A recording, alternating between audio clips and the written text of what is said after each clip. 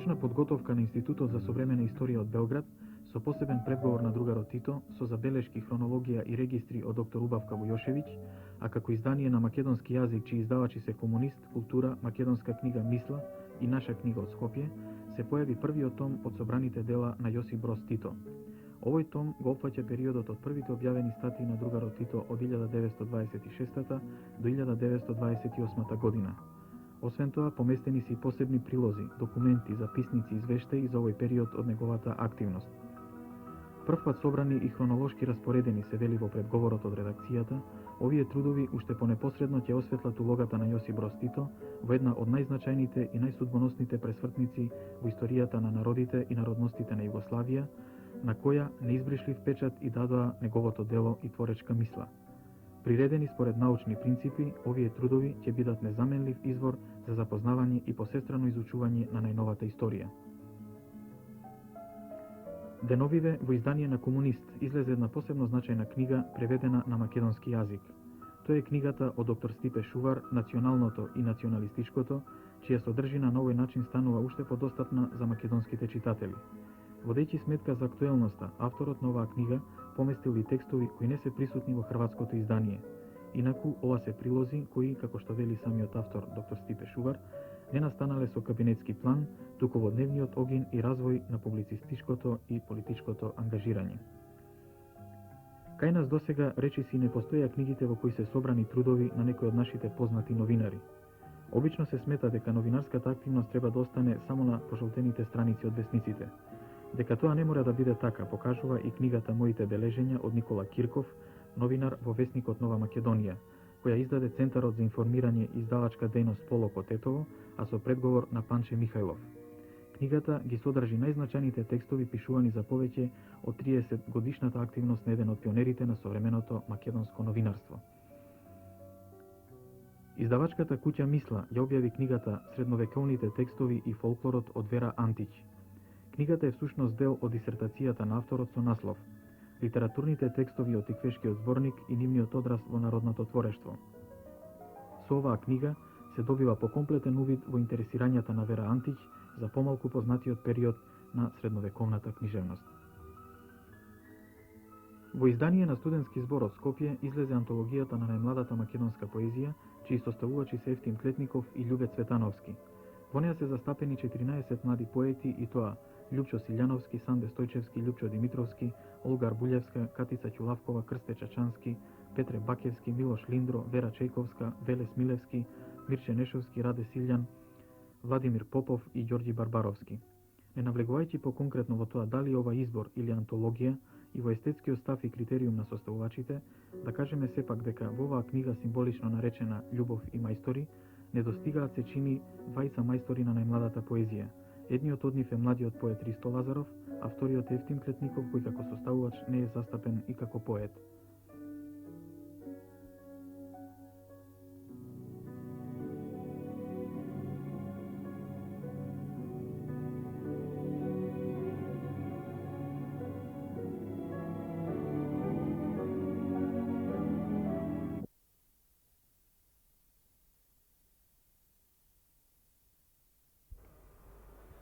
Пред нас го имаме романот Светлина во август од американскиот писател Вилијам Фокнер, кој деновиве излезе на македонски јазик во издание на Мисла, а во превод на Свето Серафимов. Тоа е седмиот поред Фокнеров роман и спаѓа во редот на експерименталните, иако многу критичари, потикнати од јасноста на фабулата, го означуваат како Фокнерово враќање кон традиционалниот роман. Тука се доведени во тематско единство приказните за Лина Гроув, Байрон Банч, Џо Крисмас, Гейл Хајтауер и Џоана Крисмас. Во исто време, светлината и темнината, животот и смртта, доброто и злото, остануваат како вечни и автономни противречности. Во Светлина во август, Фокнер повеќе не ја испитува засебната природа и границите на индивидуалната свест, туку таа ја доведува во сооднос како со свеста на другите индивидуи, така и со реалниот свет. Поради меѓузависноста на приватните и заедничките светови, карактерите се повеќе димензионални. Во исто време, тие се и субјекти и објекти, творци и се творени, наблюдувачи и се наблюдувани. Во секој случај, треба да им оддадеме признание на оние што ни овозможија да го имаме на македонски јазик, ако не најдобриот Фокнеров роман, тогаш секако романот што на највпечатлив начин ги искажува Фокнеровите творечки дострели. Имајќи ја предвид тежината на Фокнеровиот стил и израз, обогатен со наративни и тематски символи, со специфична интерпункција која помага во размеѓувањето на реалното од иреалното, тогаш јасно ни е во колкава мера преведувачката задача е тежински обременета.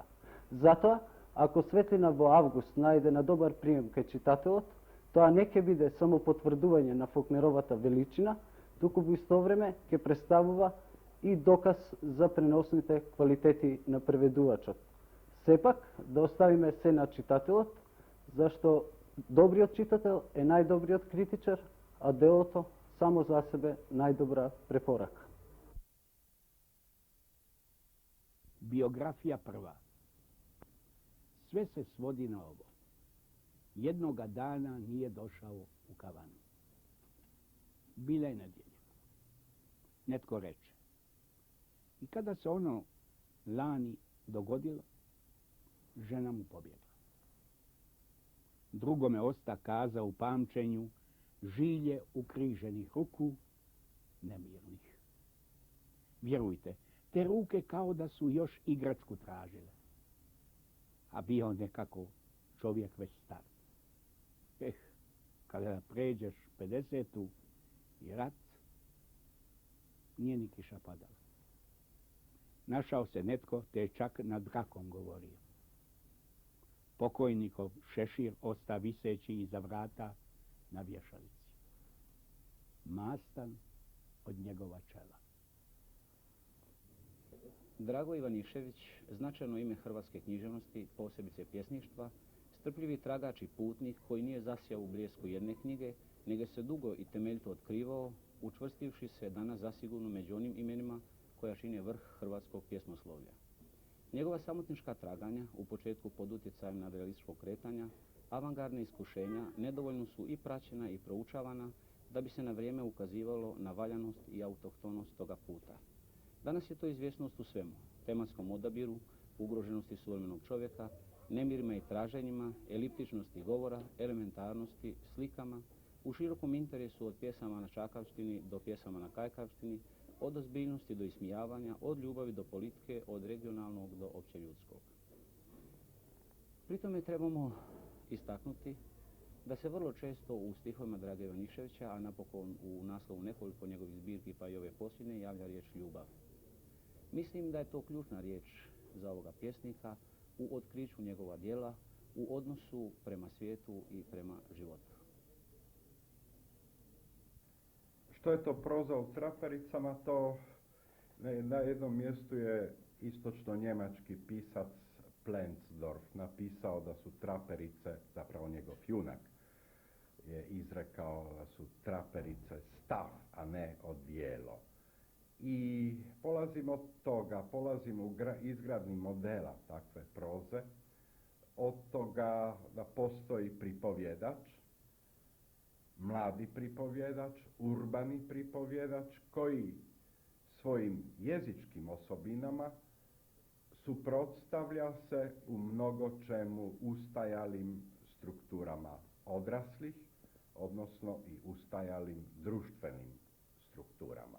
Suprotstavlja prije svega svoj jezik, a taj se pripovjedač često pojavljuje pred nama upravo u trapericama.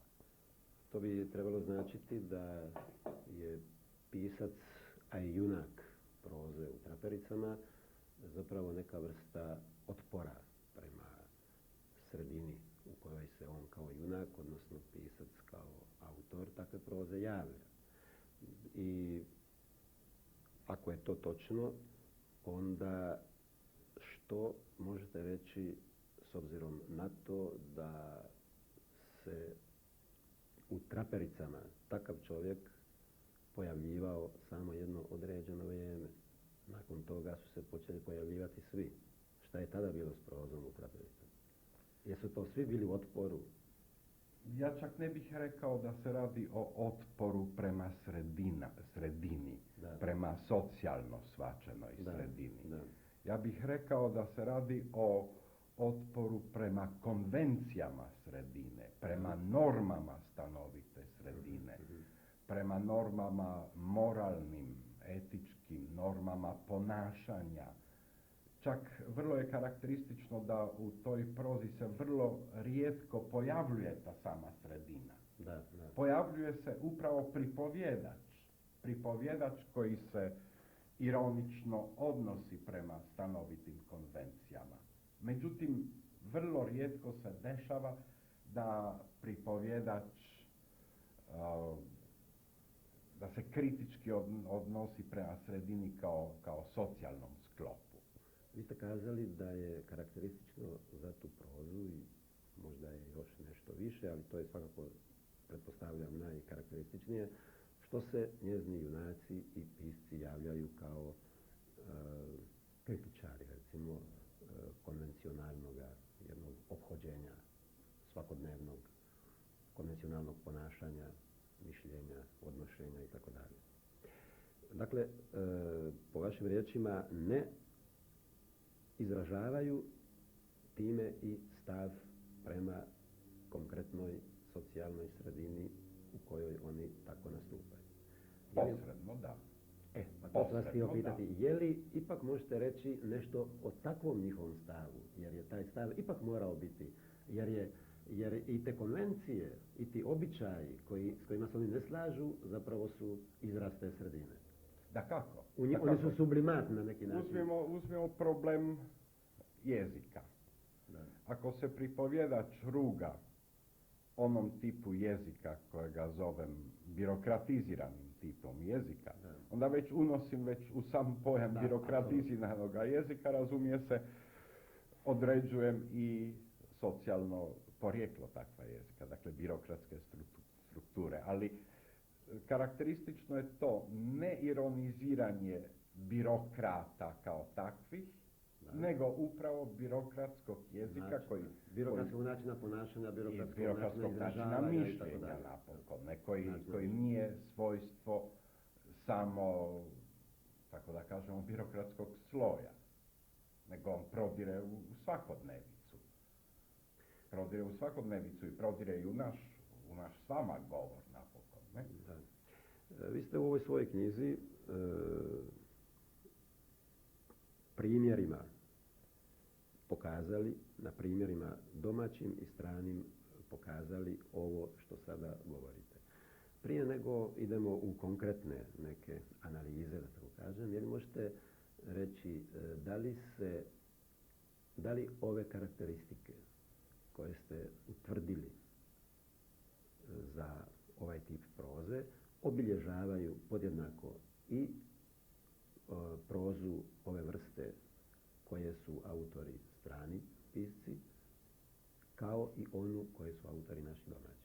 Ili tu postoji nekih razlika, baš s obzirom na drugačije socijalne sredine, miljeje itd. Razlike su dakako prilične. Naime, ne radi se možda toliko o uvjetovanosti socijalnom sredinom, nego se radi o različitosti tradicija u ovoj ili onoj nacionalnoj književnosti. Uzmimo recimo rusku književnost koja ima vrlo izraženu realističku tradiciju. Tu će pripovjedač u Trapericama sasvim drugi tip osporavanja imati i drugi predmet osporavanja ako se radi o jeziku i stilu, nego li što će imati hrvatski pripovjedač. Obojica pripovjedača su urbani pripovjedači, to je polazište. Ali sasvim sigurno da će se ruski pripovjedač recimo narugati više ruskom takozvanom realističkom slikarstvu i njegovim modelima, a hrvatski će se pripovjedač sasvim sigurno više ironije imati u odnosu spram nazdravičarstva, spram nacionalne mitologije i tako dalje. Dakle, to su već bitne razlike koje određuju, osim toga položaj dijalekata je vrlo važan. Recimo, hrvatski pripovjedač vrlo često, to imamo vrlo karakterističan slučaj, konačno i djelomično s Majetićem, više s Majdakom, koji ide čim prihvaća jezik grada, gradske ulice, u Zagrebu to je, razumije se, kajkavština. Razumije se osebujni tip zagrebačke kajkavštine. Mislim da je taj tip proze postao privlačan za čitaoca, postao je čitak, tako da kažemo da je naša proza bila, stanovito vrijeme je bila opterećena upravo time što je postavljala vrlo mudra egzistencijalna pitanja, ali nije bila čitka. I to je prodor prema čitatelju sasvim siguran. Uzmimo slučajeve upravo te koje smo spominjali. Majdaka uzmimo u srpskoj književnosti Kapora, koji je, beleške jedne Ane su, konačno čitali smo ih, tako rekuć, svi, svatko ko čita. Vi ste u nekoliko navrata istaknuli kako je čitalačka publika, tako reći, objeručke prihvatila ovaj tip proze i još je do danas rado čita, ostala je vjerna. Kako, međutim, objašnjavate to da su sami pisci te proze napustili tu prozu? Vidite, napuštanje jednog tipa proze, ja mislim da ako se radi o književnom procesu, da se dešava otprilike to. Ta je proza bila, ona je fragmentarizirala zbilju. Ona je pretežno novelistička. Ona nije postavljala sebi neke problematske ciljeve. I sad se dešava to da se ona s jedne strane je prelazila, počela je koketirati s novinama, s feljtonom, s novinama kao što su, s revijama kao što je Start recimo. A s druge strane došlo je do tendencije upravo do potrebe problematizacije zbilje i do potrebe većih oblika. Vrlo je karakteristično da cijeli niz ovih pisaca ide od novele prema romanu. Od novele prema romanu i prema stvarnim društvenim problemima. I napokon tu su i neke tendencije danas očito i u svjetskoj književnosti nazočne. Recimo uspjeh Markeza danas u svijetu, kao obnova jednog romana. Upravo, i publika prihvaća danas na jedan puta opet roman.